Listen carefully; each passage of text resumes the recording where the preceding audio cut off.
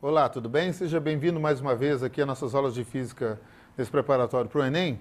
E hoje a gente vai dar sequência à aula passada, que a gente começou a falar de termologia, falamos mais da parte teórica, da parte mais básica de termologia. Hoje a gente já vai dar uma olhada em cima da parte de cálculos, né? A gente vai falar de equacionamento, mas para a gente começar, vamos dar um pezinho atrás, vamos voltar um pouquinho, né, na base da termologia, né, para a gente poder fazer algumas questões da base teórica. Né? A gente vai ver a parte de cálculo hoje, mas para a gente fazer um pouco mais um embasamento dessa ideia, a gente vai fazer algumas questões da base teórica. Para isso, a gente vai olhar novamente uns 2 ou 3 slides que já foi colocado na outra aula para a gente dar uma lembrada e a gente faz uma questão para trabalhar esse processo, ok? Acompanha aí, por favor. Então, como a gente já havia colocado, a termologia é o ramo da física, né, a parte da física que estuda os fenômenos térmicos. Também a gente já havia falado sobre calor, né, a definição de calor. É energia térmica em trânsito devido à diferença de temperaturas entre dois corpos. E quando o calor se transfere, né, devido a essa diferença de temperatura, ele pode fazer por 3 processos diferentes. Ou pela condução, que quando a gente tem envolvido um material sólido, ou a convecção, quando a gente tem envolvido um material fluido, aí leia-se fluido como líquidos ou gases, e a irradiação quando você não tem nenhum material na situação para que essa transferência aconteça, como por exemplo no vácuo. Né? Bom, para a gente fazer a aplicação disso, vamos para uma questão, acompanha lá. O uso mais popular da energia solar está associado ao fornecimento de água quente para fins domésticos. Na figura a seguir, é ilustrado um aquecedor de água construído de 2 tanques pretos dentro de uma caixa termicamente isolada e com cobertura de vidro, os quais absorvem energia solar, que por sua vez será convertida em energia elétrica. Então, acompanhe aqui, por favor. Esse é um sistema que muitas vezes as pessoas conhecem, né? É um sistema de aquecimento de água que às vezes a gente vê no teto das casas, no telhado das casas. São tubos que são pintados de preto. Por que preto? Porque na outra aula a gente já mencionou que os corpos pretos absorvem energia com maior intensidade, né, energia solar no caso. Tem essas vidraças aqui, né? A água entra por um cano aqui, sai do outro lado. A água entra fria, sai quente. E por dentro desse dispositivo, a gente tem uma camada refletiva, né, que vai receber a luz solar e vai devolver, né, para aproveitar melhor essa energia, certo? Continuando, ele coloca, nesse sistema de aquecimento, letra A, os tanques por serem de cor preta são maus absorvedores de calor e reduzem as perdas de energia. Bom, né, a gente acabou de colocar agora ali que justamente corpos de cor preta, a gente quando falar um pouco mais de óptica, a gente vai reforçar essa ideia. Preto não é cor, na verdade é ausência. Então, quando a gente vê um corpo que a gente chama de cor preta, na verdade ele está absorvendo toda a energia que ele recebe e não está devolvendo nada. Então, nesse caso, corpos de cor escura, preta, eles absorvem mais e melhor a energia e não como está colocando, dizendo que eles são maus absorvedores de energia. Então, nesse caso, o item está errado. Continuando. Item B. A água circula devido à variação de energia luminosa existente entre os pontos X e Y. Se a gente voltar no esquema, esse sistema aqui, ele vai estar colocado no telhado da casa. Tanto esse cano que é a água fria, que vem a água fria, quanto esse, a energia luminosa que está recebendo, está incidindo sobre o telhado é a mesma. Então, quando o item fala sobre de que a energia luminosa num ponto é diferente do outro, também está incorreto, porque a energia luminosa que cada ponto do sistema recebe é a mesma. Então, mais uma vez, um item errado. Letra C. A cobertura de vidro deixa passar a energia luminosa e reduz a perda de energia térmica utilizada para o aquecimento. Bom, uma ideia que a gente associa aqui é a ideia do vidro. O vidro, a gente vai falar um pouco mais adiante, o vidro é um isolante térmico.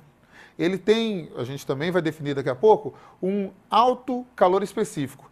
Ao ter esse alto calor específico, ele ser um isolante térmico, ele absorve energia térmica com mais facilidade. E também demora, em função disso, para a perda de energia. Então, ele absorve essa energia e demora a perdê-la. Então, ele é um bom absorvedor de energia nesse caso. Então, o item fala, a cobertura de vidro deixa passar a energia luminosa e reduz a perda de energia térmica utilizada por aquecimento. Justamente, a energia térmica é pouco perdida em função dele ser, vamos dizer, um retentor de calor, certo? Então, esse item está correto. Vamos ver as outras só por exclusão mesmo. A letra D fala, a camada refletiva tem como função armazenar energia luminosa. Essa a gente, lá na hora de analisarmos o desenho, a gente já viu. Se é refletivo, ele vai refletir o calor e não vai armazenar. Item errado. Letra E. O vidro, por ser bom condutor de calor, permite que se mantenha constante a temperatura no interior da caixa. Aí, o contrário do que a gente falou. O vidro não é bom condutor de calor. Ele é mau. E por isso, ele demora a esquentar. Mas depois que ele esquenta, também ele demora a esfriar. E isso que no processo envolvido aqui é importante. Ele não é um bom condutor de calor. Então, como a gente já havia esperado, resposta correta, a letra C. A cobertura de vidro deixa passar a energia luminosa e reduz a perda de energia térmica utilizada para o aquecimento. Bom, uma coisa que a gente tem que tomar muito cuidado é com essa expressão, né? Eu estou com calor, que você viu no slide ali. Essa ideia que a gente tem que partir, né, dela para poder falar um pouquinho melhor sobre calor. Calor é uma energia que a gente transmite de um corpo para outro, mas não é algo que a gente tenha dentro de nós. Enquanto a gente tem, a gente chama de energia. Enquanto a gente transmite, a gente chama de calor. Olha no visual aqui. Bom, no visual a gente percebe que nós temos dois corpos. Esse símbolo θ aqui é referente à temperatura. Esse corpo A e esse corpo B, cada um tendo a sua temperatura, aqui pelo gráfico a gente vê que a temperatura de A é maior que a temperatura de B. Sendo assim, por essa diferença de temperatura, e temperatura a gente viu na outra aula que temperatura é energia de vibração das moléculas, é a vibração, então esse corpo tem uma vibração de moléculas maior do que esse corpo. Em virtude disso, essa energia maior do que a outra, essa diferença de energia faz com que o corpo A perca energia para o corpo B, e com o tempo, esses dois corpos atingem o que a gente chama de temperatura de equilíbrio. O A diminui a sua energia interna, e a sua temperatura por consequência, o B aumenta, mas vai chegar um momento que os dois chegam na mesma temperatura. A gente chama isso de equilíbrio térmico. Então o calor só vai ter a necessidade de sair de um corpo e ir para outro em função dessa diferença de temperatura. Dois corpos no mesmo ambiente com a mesma temperatura não tem troca térmica. E aí eles vão permanecer com a mesma temperatura. Mas quando alguém tiver um desequilíbrio, esse desequilíbrio aos poucos vai voltando ao equilíbrio, com alguém que tem mais energia perdendo para alguém que tem menos energia, para que todo mundo tenha o mesmo conteúdo energético. Isso é o que a gente chama de chegar ao equilíbrio, certo? Então quando a gente fala de transferência de calor, o objetivo é esse. Ao transferir calor de um corpo para outro, a gente estabeleça um equilíbrio entre os dois corpos, certo? Bom, quando a gente transmite calor, né, e faz esse calor aparecer na situação, esse calor ele pode ocasionar duas coisas diferentes. E aí é o que a gente chama de tipos de calor. O tipo de calor que a gente vai trabalhar muito é o chamado calor sensível. Veja aí pelo slide que ele fala que o calor sensível tem variação de temperatura, aquele símbolo lá, delta θ, e não tem aquela sigla, ME, aquilo lá é mudança de estado. Ou seja, quando eu trabalho com o chamado calor sensível, eu transfiro o calor sensível para um corpo, ele varia a temperatura dele, mas ele não muda de estado. Como, por exemplo, você pega a água da torneira, a água está, sei lá, uns 20 graus Celsius, você põe numa panela e esquenta. Enquanto essa água não começou a ferver, o calor que eu estou fornecendo para ela sair de 20 graus Celsius até, sei lá, 60, 80 graus Celsius, esse calor a gente chama de calor sensível. Ele faz a água mudar a temperatura, mas não muda o estado da água. Em contrapartida, vai chegar uma hora que no caso da água, como eu dei exemplo, a água vai chegar a 100 graus Celsius, que na pressão ambiente é a temperatura em que ela vai começar a mudar de estado.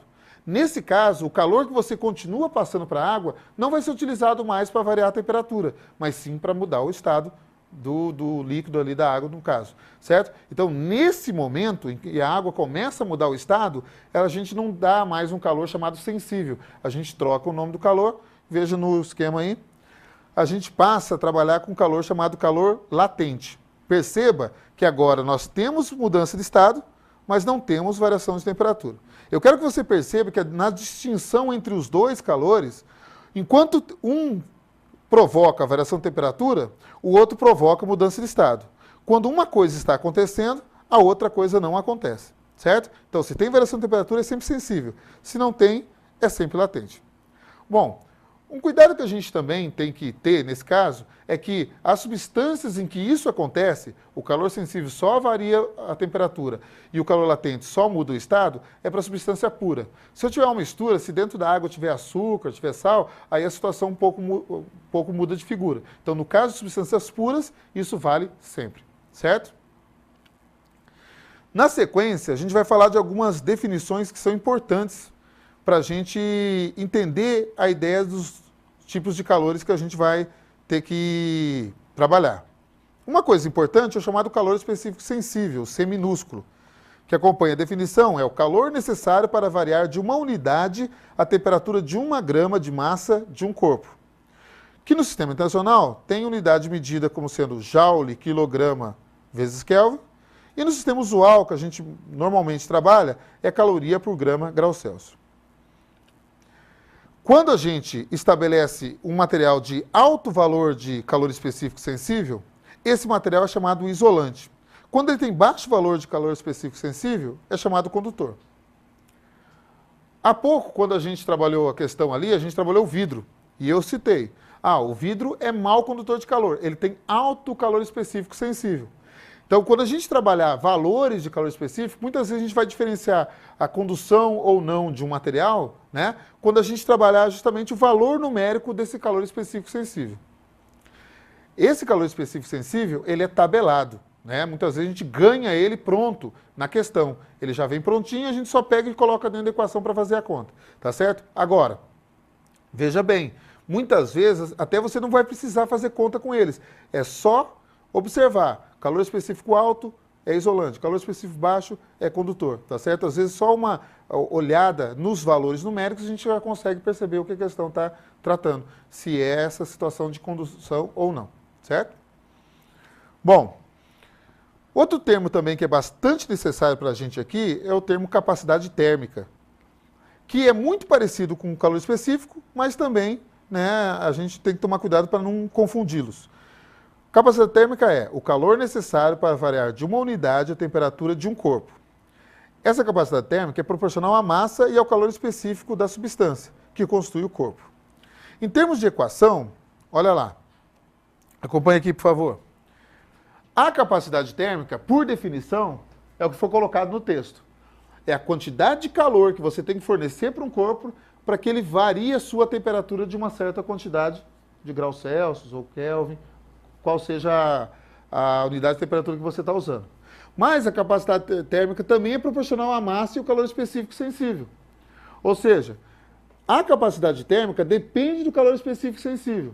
Uma coisa que eu tenho que dizer para vocês com firmeza é que você tome cuidado porque o termo capacidade térmica às vezes é mal interpretado e a pessoa acha que capacidade térmica é a quantidade de calor que um corpo pode armazenar. Porque a palavra capacidade às vezes dá essa noção. Só que, lembra, calor não pode ser contido, não pode ser guardado. Então, capacidade térmica é a quantidade de energia que eu preciso transferir para um corpo para que ele varie uma certa quantidade de graus Celsius da sua temperatura. Não é a quantidade que ele armazena, mas sim a quantidade de energia que ele consegue transferir, certo? Em termos de unidade, inclusive, a gente diferencia os dois termos. Por quê? Porque a unidade do sistema internacional para a capacidade térmica é só joule por Kelvin. Enquanto que no calor específico sensível é joule por grama Kelvin. Eu tenho a massa aí na unidade medida. E na usual eu trabalho com calorias e graus Celsius só. Não envolve o valor da massa, certo? Bom, esses termos que a gente colocou aqui são termos que a gente vai, muitas vezes, estar aqui e ali tendo que tratar, certo?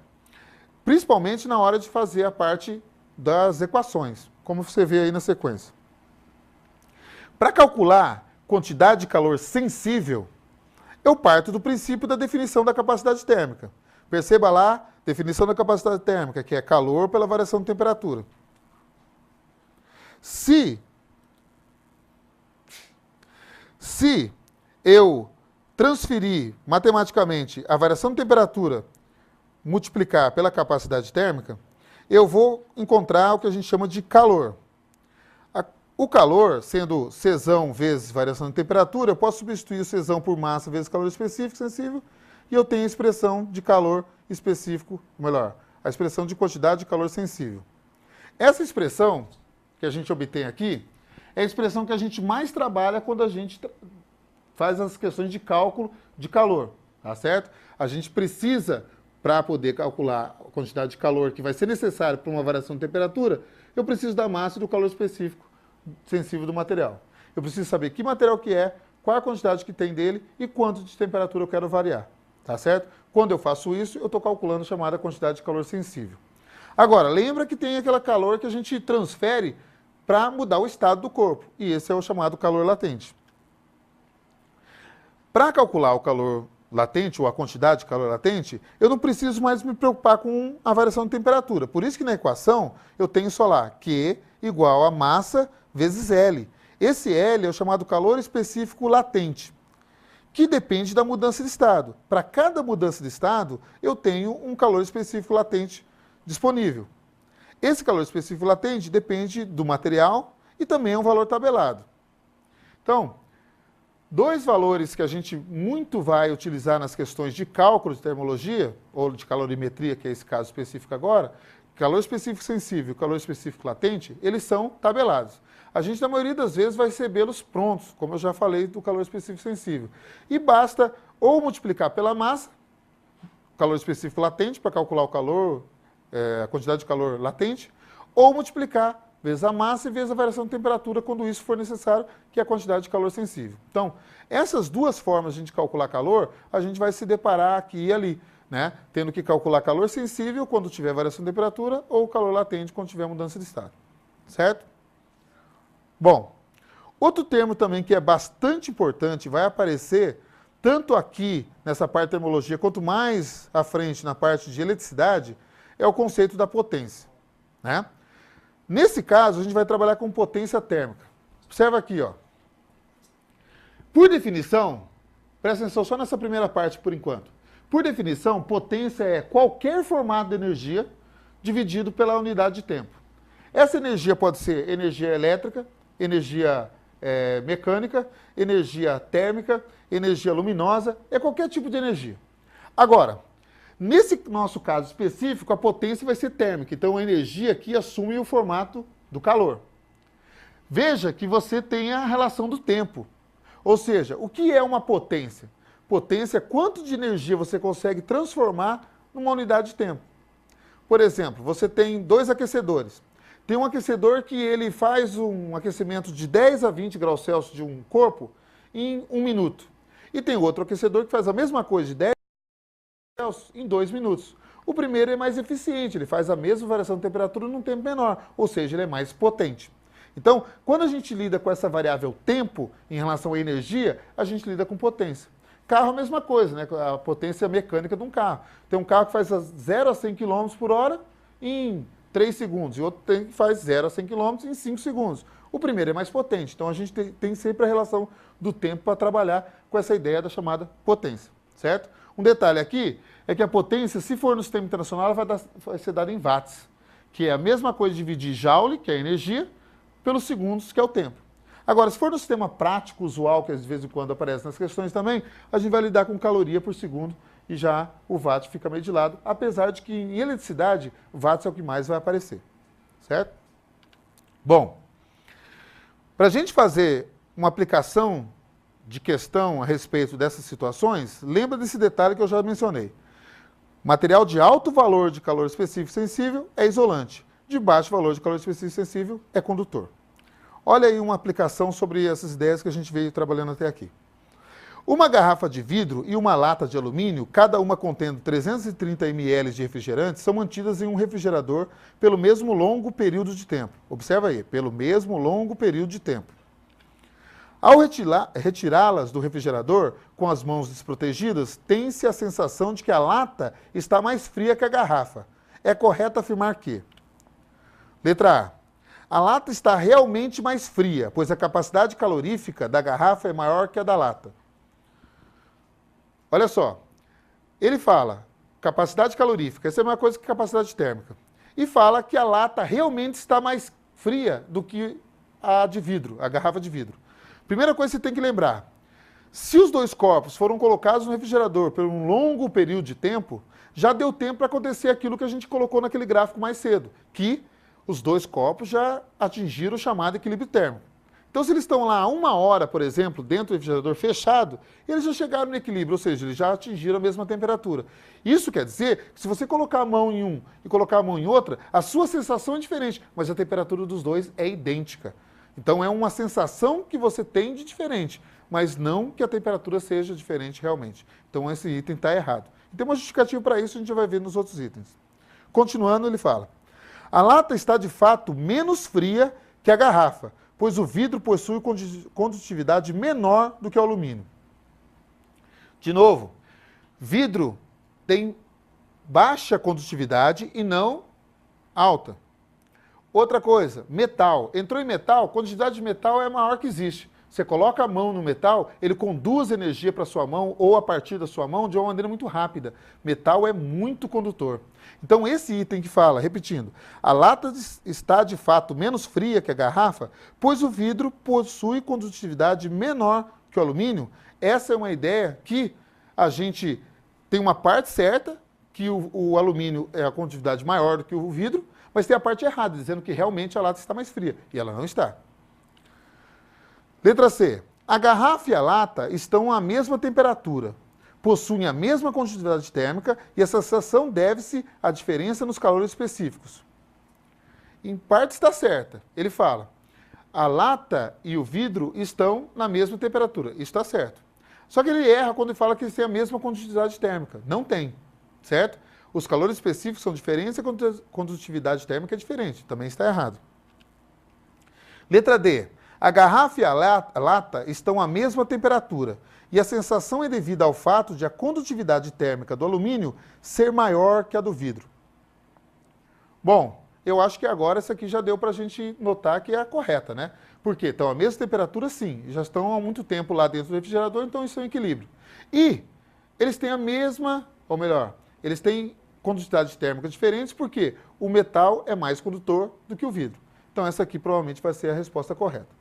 E, para finalizar, a garrafa e a lata estão à mesma temperatura e a sensação é devida ao fato de a condutividade térmica do vidro ser maior que a do alumínio. Então a gente já fez esse comentário, né? A gente já viu que a condutividade do vidro não é maior, então esse item também está descartado. Então, como resposta correta, para a gente finalizar, letra D, a garrafa e a lata estão na mesma temperatura e a sensação é devida ao fato de a condutividade térmica do alumínio ser maior que a do vidro. Bom, só para a gente finalizar, o detalhe importante aqui é a transferência de calor é devida à diferença de temperatura e quem transfere mais rapidamente calor é aquele que tem menor calor específico sensível, aquele que possui maior condutividade térmica. Então, quando você vê isso na sua casa, a situação que a gente trabalhou, você vê acontecendo. Você toca em algum metal, ele sempre vai lhe parecer mais frio do que um material, por exemplo, um plástico ou uma madeira. Tudo em virtude das diferenças de condutividade. Mas, na verdade, se os dois corpos estão no mesmo ambiente por um bom tempo, eles têm a mesma temperatura com certeza. A diferença é só a nossa sensação que é diferente, certo? Bom, para finalizar, lembrar você que perdeu algum detalhe, né? Precisa revisar alguma coisa a respeito dessa aula e das outras que passaram, entra lá no site www.acertosponteiros.com.br, né? Revisa a aula, resolve dúvida, né? Veja a aula quantas vezes necessitar para que não pare dúvidas sobre aquilo que a gente está trabalhando, certo? Assim a gente acaba essa aula. Próxima aula a gente vai mudar um pouco a ideia do que a gente está trabalhando aqui. A gente vai passar da parte de termologia, a gente vai para ondas, continuar a parte de segundo ano do ensino médio, mas a gente vai mudar a forma de pensar em relação aos conceitos, ok? Um abraço, até mais.